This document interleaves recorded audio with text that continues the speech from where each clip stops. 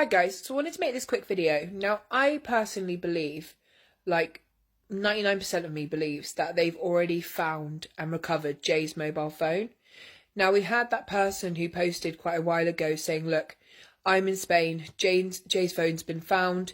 It was so smashed that it was hard for them to get anything off of, and even the charging port was all bent. Now, that to me doesn't ring true, because they don't need to be able to turn the phone on, or, you know, they can take stuff out of the phone anyway. You know, the police are trained in doing that. But I do honestly believe that they have that mobile phone. Now, this new kind of revelation that came out, I think it was yesterday, that one of the journalists over there had actually spoke to the police as they'd came out from doing that forensic exam. Or we call it a forensic exam. Let's face it, they put on booties and went into the house to try and make it look like they were doing something. He spoke to them as they came out, and they gave him a tidbit of information that is really relevant. So they told him wherever the phone last pinged, it looked like it had been thrown into that location. So let's look at exactly what he said. So look, this is a journalist covering Jay's case in Tenerife, who has spoken to Spanish police and sleuths on the ground investigating his disappearance, has now highlighted a new theory that could explain why the teenager's phone pinged in a dangerous mountainous area. After having a conversation with ex-British Army officer, reporter Nick Pisa believes Jay's phone may have been thrown. Pisa said the mobile's GPS location could only be possible if the phone was thrown into the terrain. He told GB News, "We're not obviously being kept up to speed, but the former officer did tell me he thought where the ping came from was rather surprising because it was really steep to get to, and it was covered in undergrowth and cacti." Now, if you put two and two together, if the phone was thrown to that location, it's still going to be there, i.e. would have been recovered. And also, let's remember where the phone was supposed to have last pinged, near to that palm tree, which was only about 20 foot, for instance, off of the path, the main road. Then that would be that somebody in a car has stopped at that location and just tossed the phone.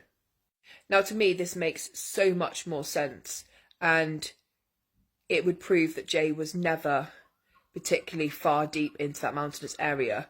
And though they may have been looking out there for further information, clothing, etc., I very much doubt they're ever going to find Jay in those mountains.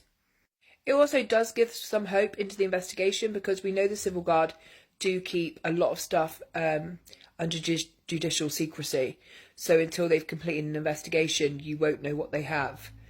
And I would expect if they now know the phone was tossed off the side of the road, they are looking into who could have tossed it.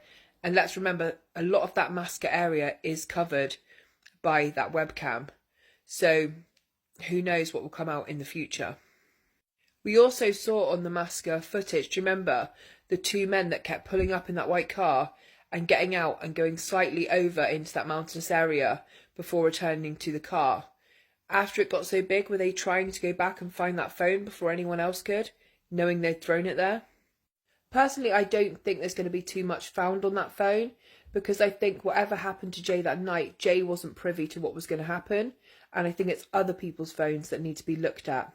People like Lucy and Brandon, they need to have their phones checked. I can't remember any other case that I've looked into, that I've worked on, I've kind of taken any kind of mere look at, where people, the main players in the case, the men at the Airbnb, the friends who were last with Jay, Jay's mum, who's had these threats on her phone, have not had their phones taken away from them throughout this entire investigation to be forensically examined. That's something that really worries me. But we do know that whatever is being deleted can be recovered at a later date by police.